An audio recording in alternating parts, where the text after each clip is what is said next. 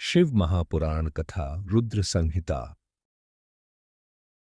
ऋषिगणों की वार्ता जो विश्व की उत्पत्ति, स्थिति और लय आदि के एकमात्र कारण हैं, गिरिराज कुमारी उमा के पति हैं, जिनकी कीर्ति का कहीं अंत नहीं है, जो माया के आश्रय होकर भी उससे दूर हैं तथा जिनका स्वरूप दुर्लभ है। मैं उन भगवान शंकर की वंदना करता हूँ, जिनकी माया विश्व की सृष्टि करती है।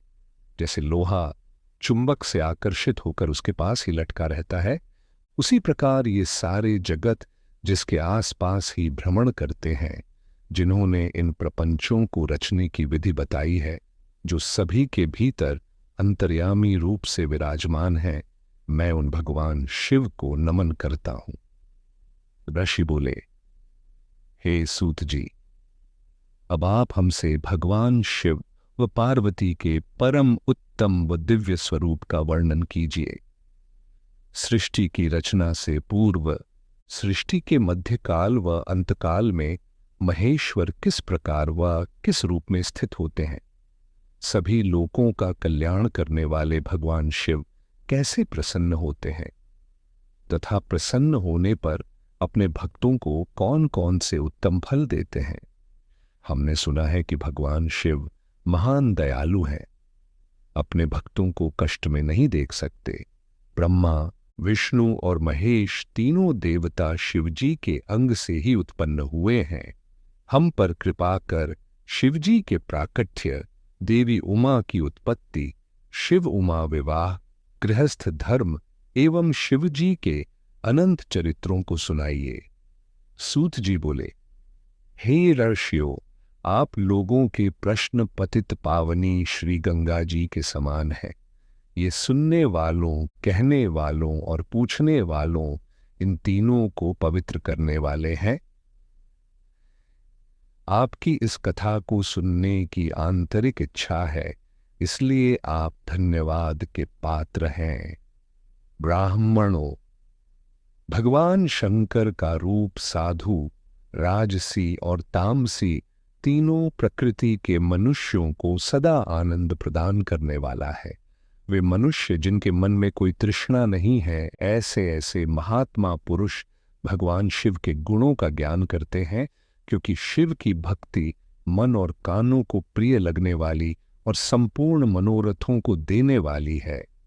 हे ऋषियों, मैं आपके प्रश्नों के अनुसार ही शिव के चरित्रों का वर्णन करता हूं। आप उसे आदरपूर्वक श्रवण करें। आपके प्रश्नों के मेन के अनुसार ही नारद जी ने अपने पिता ब्रह्मा जी से यही प्रश्न किया था। तब ब्रह्मा जी ने प्रसन्न होकर शिव चरित्र सुनाया था। उसी संवाद को मैं तुम्हें सुनाता हूं, क्योंकि उस संवाद में भवसागर से मुक्त कराने वाले गौरीश की अनेकों आश्चर्यमयी लीलाएं वर्णित हैं। दूसरा अध्याय, नारद जी की काम वासना। सूत जी बोले, हे ऋषियों, एक समय की बात है। ब्रह्मापुत्र नारद जी हिमालय पर्वत की एक गुफा में बहुत दिनों से तपस्या कर रहे थे। उन्होंने दृढ़तापूर्वक समाधि लगाई थी और तप करने लगे थे। उनके उग्र तप का समाचार पाकर देवराज इंद्र कांप उठे। उन्होंने सोचा कि नारद मुनि मेरे स्वर्गलोक के राज्य को छीनना चाहते हैं। यह ख्याल आते ही इंद्र ने उनकी तपस्या में विघ्न डालने की कोशिश की। उन्होंने कामदेव को बुलाया और कहने लगे, हे कामदेव, तुम मेरे परम मित्र एवं हितैषी हो। नारद हिमाचल पर्वत की गुफा में बैठकर तपस्या कर रहा है। कहीं ऐसा न हो कि वह वरदान में ब्रह्मा जी से मेरा स्वर्ग का राज्य ही मांग बैठे। अतः तुम वहां जाकर उसका तप भंग कर दो।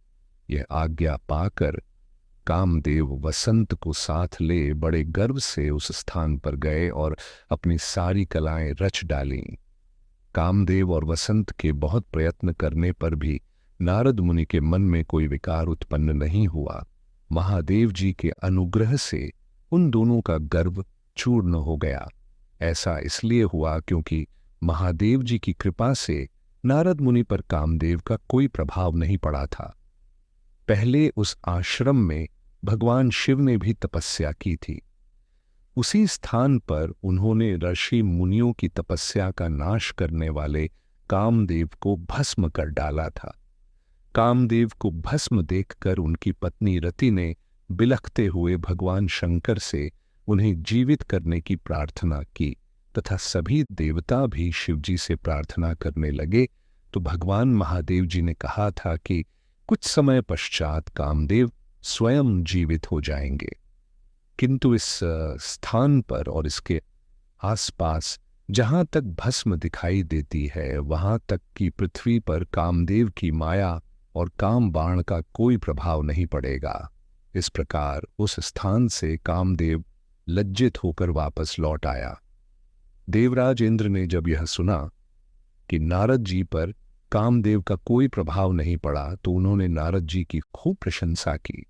भगवान शिव की माया के कारण वे भूल गए थे कि शिवजी के शाप के कारण उस स्थान पर कामदेव की माया नहीं चल सकती।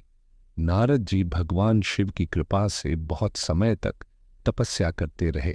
अपने तप को पूर्ण हुआ समझकर नारद जी उठे तो उन्हें कामदेव पर विजय प्राप्त करने का ध्यान आया। तब उन्हें मन ही मन इस बात का घमंड हुआ कि उन्होंने कामदेव पर विजय प्राप्त कर ली है। इस प्रकार अभिमान से उनका ज्ञान नष्ट हो गया। वे यह समझ नहीं सके कि कामदेव के पराजित होने में भगवान शंकर की ही माया थी। तब वे अपनी काम विजय की कथा सुनाने के लिए शीघ्र ही कैलाश पर्वत पर जा पहुंचे और भगवान शिव को नमस्कार करके अपनी तपस्या की सफलता का समाचार तथा कामदेव पर विजय प्राप्त करने का समाचार कह सुनाया। यह सब सुनकर महादेव जी ने नारद की प्रशंसा करते हुए कहा, हे नारद जी, आप परम धन्य हैं, परंतु मेरी एक बात याद रखना कि यह समाचार किसी अन्य देवता को मत सुनाना, विशेषकर भगवान विष्णु से तो इस बात को कदापि न कहना। यह वृत्तांत सबसे छिपाकर रखने योग्य है। तुम मेरे प्रिय हो, इसलिए मैं तुम्हें यह आज्ञा देता हूं कि यह बात किसी के सामने प्रकट मत करना। परंतु वे तो शिव की माया से मोहित हो चुके थे, इसलिए उनकी दी हुई शिक्षा को ध्यान में न रखते हुए वे ब्रह्मलोक चले गए। वहां ब्रह्मा जी को नमस्कार कर बोले, मैंने अपने तपोबल से कामदेव को जीत लिया है। यह सुनकर ब्रह्मा जी ने भगवान शिव के चरणों का चिंतन करके सारा कारण जान लिया तथा अपने पुत्र नारद को यह सब किसी और से कहने के लिए मना कर दिया। नारद के मन में अभिमान के अंकुर उत्पन्न हो गए थे, जिसके फलस्वरूप उनकी बुद्धि नष्ट हो गई थी। वे तो तुरंत विष्णु लोक पहुंचकर भगवान विष्णु को यह सारा किस्सा सुनाना चाहते थे। अतः शीघ्र ही वे ब्रह्मलोक से चल दिए। नारद मुनि को आते देखकर भगवान विष्णु सिंहासन से उठ खड़े हुए। उन्होंने नारद को गले लगा लिया और आदर सहित आसन पर बैठाया। भगवान शिव के चरणों का स्मरण करके भगवान विष्णु ने नारद जी से पूछा, नारद जी, आप कहां से आ रहे हैं और इस लोक में आपका शुभागमन किस लिए हुआ है? यह सुनकर नारद जी ने अहंकार सहित अपने तप के पूर्ण होने एवं कामदेव पर विजय प्राप्त करने का समस्त हाल उन्हें कह सुनाया। भगवान विष्णु काम पर विजय के वास्तविक कारण को समझ चुके थे। वे नारद जी से बोले, हे नारद जी, आपकी कीर्ति एवं निर्मल बुद्धि धन्य है। काम, क्रोध, लोभ और मोह उन मनुष्यों को पीड़ित करते हैं जो भक्तिहीन हैं। आप तो ज्ञान वैराग्य से युक्त एवं ब्रह्मचारी हैं, फिर भला यह काम आपका क्या बिगाड़ सकता था? देवर्षि नारद बोले, हे भगवान, यह सब आपकी कृपा का ही फल है। आपकी कृपा के आगे कामदेव की क्या सामर्थ्य है जो मेरा कुछ बिगाड़ सके? मैं तो सदा ही निर्भय हूं। इतना कहकर नारद जी विष्णु भगवान को नमस्कार कर वहां से चल दिए। तीसरा अध्याय, नारद जी का भगवान विष्णु से उनका रूप मांगना। सूत जी बोले, महर्षियों, नारद जी के चले जाने पर शिवजी की इच्छा से विष्णु भगवान ने एक अद्भुत माया रची। उन्होंने जिस ओर नारद जी जा रहे थे वहां एक सुंदर नगर बना दिया। वह नगर बैकुंठ लोक से भी अधिक रमणीय था। वहां बहुत से विहार स्थल थे। उस नगर के राजा का नाम शीलनिधि था। उस राजा की एक अत्यंत सुंदर कन्या थी। उन्होंने अपनी पुत्री के लिए स्वयंवर का आयोजन किया था। उसकी वरण करने के लिए अनेक राजकुमार वहां पधारे थे। चारों ओर बहुत चहल पहल थी। उस नगर की शोभा देखते ही नारद जी का मन मोहित हो गया। जब राजा शीलनिधि ने नारद जी को आते देखा तो उन्हें सादर प्रणाम करके स्वर्ण सिंहासन पर बैठाया और उनकी पूजा की। फिर अपनी देवसुंदरी कन्या को बुलाया, जिसने महर्षि के चरणों में प्रणाम किया। राजा ने कहा, महर्षि, यह मेरी पुत्री श्रीमती है। इसके स्वयंवर का आयोजन किया गया है। कृपा करके इसके गुण दोष बताइए। राजा के ऐसे वचन सुनकर नारद जी बोले, राजन, आपकी कन्या साक्षात लक्ष्मी के समान है। इसका भावी पति भगवान शिव के समान वैभवशाली, त्रिलोक विजयी, वीर तथा कामदेव को भी जीतने वाला होगा। ऐसा कहकर नारद मुनि वहां से चल दिए। किंतु शिव की माया के कारण वे काम के वशीभूत होकर सोचने लगे, राजकुमारी को कैसे प्राप्त करूं? स्वयंवर में आए इतने सुंदर और वैभवशाली राजाओं को छोड़कर वह मेरा वरण कैसे करेगी? नारियों को तो सौंदर्य प्रिय होता है। यदि मैं अत्यंत सुंदर हो जाऊं तो श्रीमती मेरा ही वरण करेगी। ऐसा विचार कर नारद जी पुनः विष्णुलोक पहुंचे। उन्होंने भगवान विष्णु को राजा शीलनिधि की कन्या के स्वयंवर का समाचार सुनाया और उससे विवाह करने की इच्छा व्यक्त की। उन्होंने प्रार्थना की कि भगवान उन्हें अपना सुंदर रूप प्रदान करें ताकि श्रीमती उनका ही वरण करे। सूत जी कहते हैं, महर्षियों, नारद मुनि की ऐसी बात सुनकर भगवान मधुसूदन मुस्कुराए। भगवान शंकर के प्रभाव को जानकर उन्होंने कहा, हे नारद, आप वहां अवश्य जाइए। मैं आपका हित उसी प्रकार करूंगा जैसे कोई श्रेष्ठ वैद्य रोगी का करता है, क्योंकि आप मुझे अत्यंत प्रिय हैं। ऐसा कहकर भगवान विष्णु ने नारद मुनि को वानर का मुख तथा शेष अंगों में अपना मनोहर रूप प्रदान कर दिया। नारद जी स्वयं को अत्यंत सुंदर समझकर प्रसन्नतापूर्वक स्वयंवर सभा में पहुंचे और वहां बैठ गए। सभा में रुद्रगण ब्राह्मणों के वेश में उपस्थित थे। नारद जी का वानर रूप केवल राजकुमारी और रुद्रगणों को ही दिखाई दे रहा था, जबकि अन्य सभी को उनका वास्तविक रूप ही दिखाई दे रहा था। नारद जी मन ही मन प्रसन्न होकर श्रीमती की प्रतीक्षा करने लगे। कुछ ही समय बाद राजकुमारी हाथ में स्वर्णमयी जयमाला लिए अपनी सखियों के साथ स्वयंवर सभा में आई। वह लक्ष्मी के समान अनुपम शोभा पा रही थी। जब उसने नारद मुनि का विष्णु जैसा शरीर और वानर जैसा मुख देखा तो क्रोधित होकर उनकी ओर से दृष्टि हटा ली और अपने मनोनुकूल वर की खोज में आगे बढ़ गई। सभा में उसे अपना इच्छित वर नहीं मिला, इसलिए उसने किसी के भी गले में माला नहीं डाली। तभी भगवान विष्णु राजा का वेश धारण करके वहां प्रकट हुए। उन्हें देखते ही उस परम सुंदरी ने उनके गले में वर माला डाल दी। भगवान विष्णु राजकुमारी को साथ लेकर तुरंत अपने लोक को चले गए।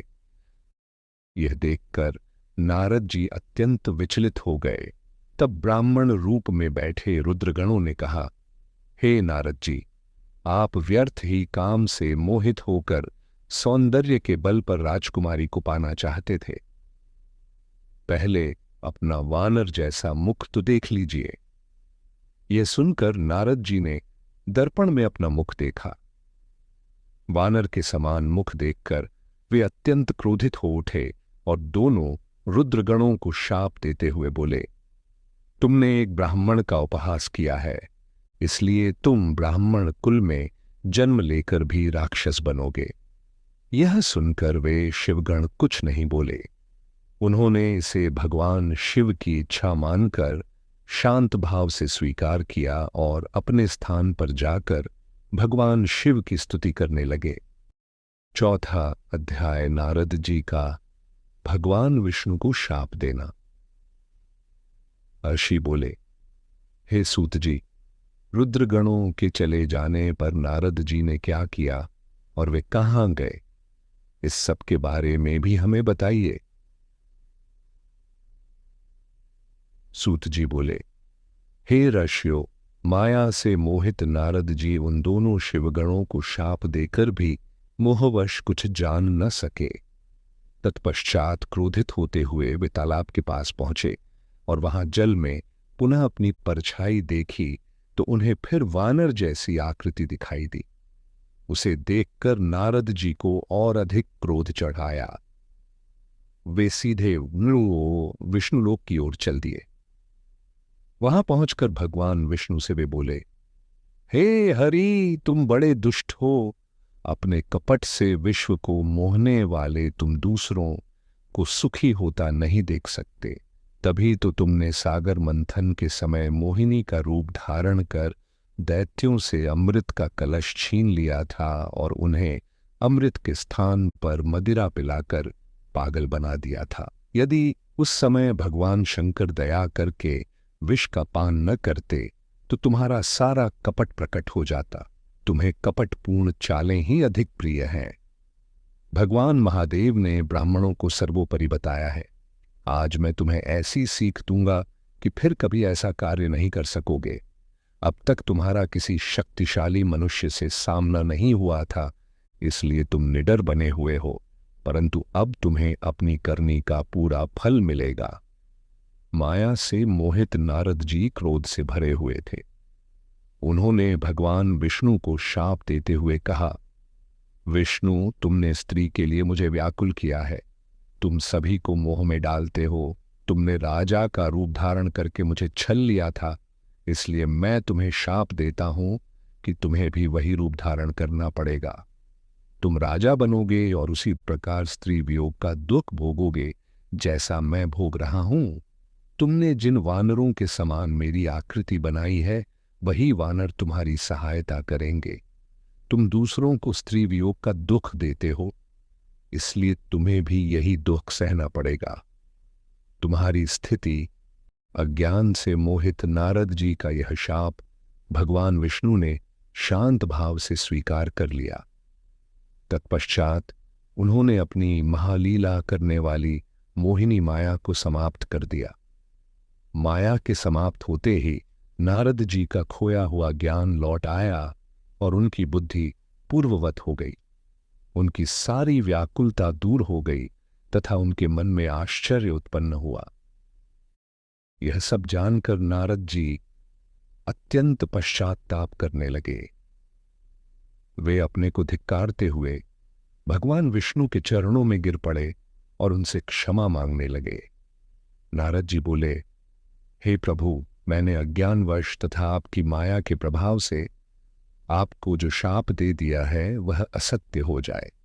मेरी बुद्धि भ्रष्ट हो गई थी, तभी मैंने आपके लिए ऐसे कठोर वचन कहे। मुझसे बहुत बड़ा अपराध हो गया है। कृपा करके ऐसा उपाय बताइए जिससे मेरा यह पाप नष्ट हो जाए।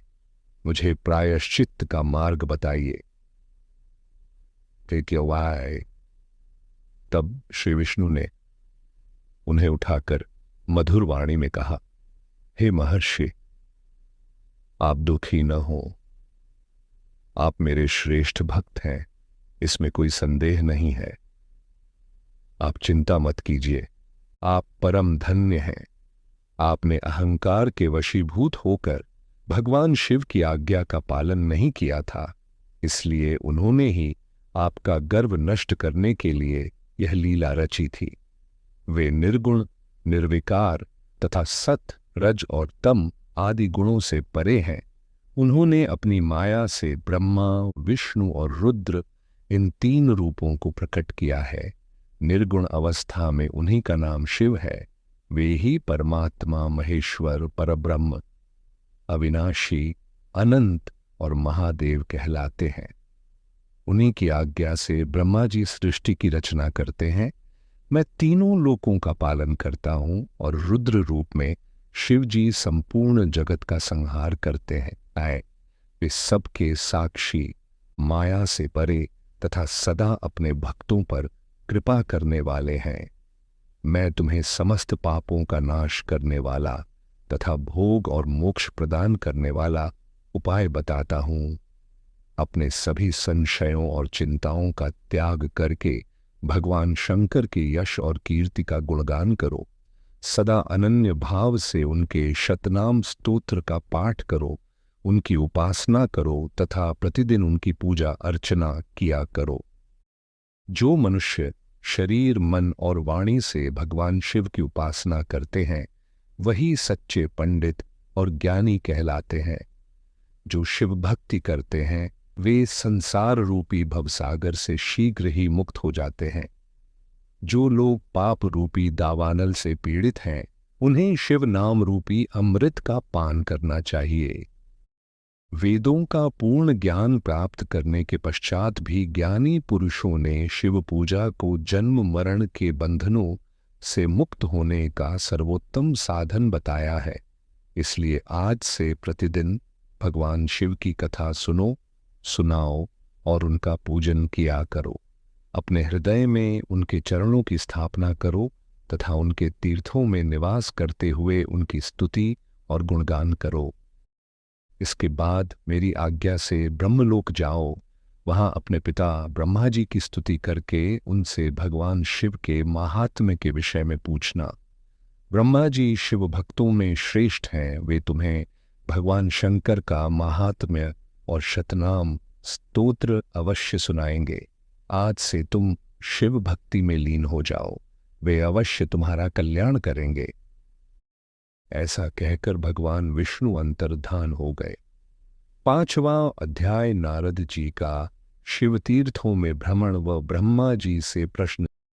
सूत जी बोले, हे महर्षियों, भगवान श्री हरि के अंतर्धान हो जाने पर मुनिश्रेष्ठ नारद भक्ति पूर्वक शिवलिंगों के दर्शन करने के लिए निकल पड़े। इस प्रकार भक्ति और मुक्ति प्रदान करने वाले अनेक शिवलिंगों के दर्शन करते हुए वे आगे बढ़ते गए। इसी बीच वे दोनों रुद्रगण जिन्हें नारद जी ने शाप दिया था वहां आ पहुंचे। उन्होंने नारद जी के चरणों में गिरकर विनय पूर्वक कहा, हे मुनिवर, हम आपके अपराधी हैं। राजकुमारी श्रीमती के स्वयंवर में उस समय आपका मन भगवान शिव की माया से मोहित हो गया था। उसी समय भगवान शिव की प्रेरणा से आपने हमें शाप दे दिया। अब कृपा करके हमारे उद्धार का उपाय बताइए। हम अपने कर्मों का फल भोग चुके हैं। अब हम पर प्रसन्न होकर हमें शाप मुक्त कीजिए। नारद जी ने कहा, हे रुद्रगणों, आप भगवान महादेव के गण हैं और सभी के लिए पूजनीय हैं। उस समय भगवान शिव की इच्छा से मेरी बुद्धि भ्रष्ट हो गई थी। मोहवश मैंने आपको शाप दे दिया। मेरे इस अपराध को क्षमा कीजिए, परंतु मेरा वचन असत्य नहीं हो सकता, इसलिए मैं आपको शाप से मुक्ति का उपाय बताता हूं। मुनिवर विश्रवा के वीर्य से तुम एक राक्षसी के गर्भ में जन्म लोगे। समस्त दिशाओं में तुम रावण और कुंभकर्ण के नाम से प्रसिद्ध होगे। राक्षस राज का पद प्राप्त करोगे। तुम अत्यंत बलवान, पराक्रमी और वैभवशाली बनोगे। तुम्हारा प्रताप तीनों लोकों में फैलेगा। समस्त ब्रह्मांड पर राज्य करने पर भी तुम भगवान शिव के परम भक्त रहोगे। अंत में भगवान शिव के ही दूसरे स्वरूप भगवान विष्णु के अवतार के हाथों तुम्हारी मृत्यु होगी। उसी के द्वारा तुम्हारा उद्धार होगा और फिर तुम अपने पूर्व पद को प्राप्त कर लोगे। सूत जी बोले, नारद जी के यह वचन सुनकर वे दोनों रुद्रगण अत्यंत प्रसन्न हुए और उन्हें प्रणाम करके वहां से चले गए। नारद जी भी आनंद से भरकर मन ही मन भगवान शिव का ध्यान करते हुए शिव तीर्थों का भ्रमण करने लगे। भ्रमण करते करते वे भगवान शिव की प्रिय नगरी काशीपुरी पहुंचे। वहां उन्होंने काशीनाथ के दर्शन किए, उनकी विधिपूर्वक पूजा अर्चना की और शिव भक्ति में पूर्णतः लीन हो गए। भगवान शिव का स्मरण करते हुए वे आगे ब्रह्मलोक की ओर चल पड़े। ब्रह्मलोक पहुंचकर नारद जी ने आदरपूर्वक ब्रह्मा जी को प्रणाम किया और उनकी स्तुति करने लगे। अब उनका हृदय पूर्णतः शुद्ध हो चुका था। उनके मन में केवल भगवान शिव के प्रति भक्ति ही शेष रह गई थी। नारद जी बोले, हे पितामह, आप परम ब्रह्म परमात्मा के स्वरूप को भली भांति जानते हैं। आपकी कृपा से मैंने भगवान विष्णु के महात्म्य का ज्ञान प्राप्त किया है। भक्ति, ज्ञान, तप, दान तथा तीर्थ मार्ग का भी मुझे ज्ञान हुआ है, परंतु अभी तक मैं शिव तत्व को नहीं जान पाया हूं। मैं उनकी पूजा विधि भी नहीं जानता, इसलिए अब मैं भगवान शिव के विषय में सब कुछ जानना चाहता हूं। मैं उनके विभिन्न चरित्र, उनके स्वरूप, सृष्टि के आरंभ, मध्य और अंत में उनकी स्थिति, उनकी दिव्य लीलाएं, प्रलय काल में उनका निवास, उनका विवाह, भगवान कार्तिकेय के जन्म की कथा तथा ये भी जानना चाहता हूं कि भगवान शिव किस प्रकार प्रसन्न होते हैं और प्रसन्न होकर अपने भक्तों को क्या क्या प्रदान करते हैं। कृपा करके मुझे यह संपूर्ण वृत्तांत सुनाइए।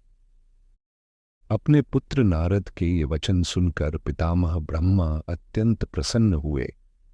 छठा अध्याय, ब्रह्मा जी द्वारा शिव तत्व का वर्णन। ब्रह्मा जी बोले, हे नारद, तुम सदैव जगत के कल्याण में लगे रहते हो। तुमने संसार के लोगों के हित के लिए अत्यंत उत्तम प्रश्न किया है। इसका श्रवण करने मात्र से मनुष्य के अनेक जन्मों के पाप नष्ट हो जाते हैं। अब मैं तुम्हें उस परम ब्रह्म शिव तत्व का वर्णन करता हूं। शिव तत्व का स्वरूप अत्यंत सुंदर, अद्भुत और अलौकिक है। जब महाप्रलय हुई थी तब संपूर्ण संसार नष्ट हो गया था। चारों ओर केवल घोर अंधकार ही अंधकार था। आकाश और ब्रह्मांड तारों तथा ग्रहों से रहित हो गए थे। सूर्य और चंद्रमा का प्रकाश समाप्त हो चुका था। सभी ग्रह और नक्षत्र लुप्त हो गए थे। दिन और रात का भेद नहीं था। अग्नि, जल, वायु, आकाश कुछ भी नहीं था। शब्द, स्पर्श, रूप, रस और गंध का भी अस्तित्व नहीं था। सत्य और असत्य का भी कोई भेद शेष नहीं रहा था। उस समय केवल सत स्वरूप परम तत्व विद्यमान था। उसी परम तत्व का दर्शन मुनि और योगी अपने हृदय में करते हैं। वहां वाणी, नाम, रूप और रंग की पहुंच नहीं होती। सृष्टि का समय आने पर उस परब्रह्म में एक से अनेक होने का संकल्प उत्पन्न हुआ। तब उन्होंने अपनी लीला से एक दिव्य मूर्ति प्रकट की। वह मूर्ति संपूर्ण ऐश्वर्य, समस्त गुणों, सर्वज्ञान और सब कुछ प्रदान करने की शक्ति से युक्त थी। वही सदाशिव की मूर्ति है।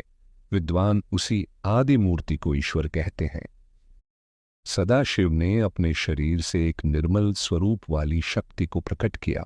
वही परम शक्ति, प्रकृति गुणमयी, बुद्धि की जननी अंबिका, समस्त लोकों की माता, त्रिदेवों की जननी तथा समस्त सृष्टि का मूल कारण कही जाती है। उसकी 8 भुजाएं थीं और उसका मुख अत्यंत मनोहर था। उसके सामने चंद्रमा की कांति भी फीकी पड़ जाती थी। वह विविध आभूषणों से विभूषित थी तथा अनेक प्रकार के दिव्य अस्त्र शस्त्र धारण किए हुए थी।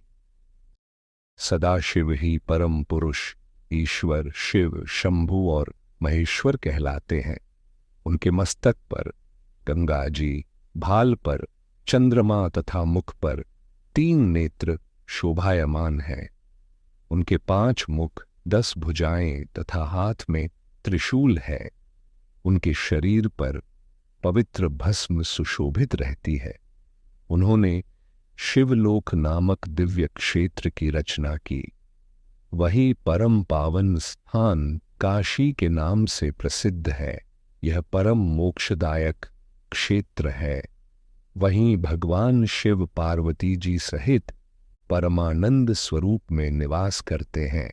प्रलय काल में भी उन्होंने इस स्थान का त्याग नहीं किया, इसलिए भगवान शिव ने इस क्षेत्र का नाम आनंद वन रखा।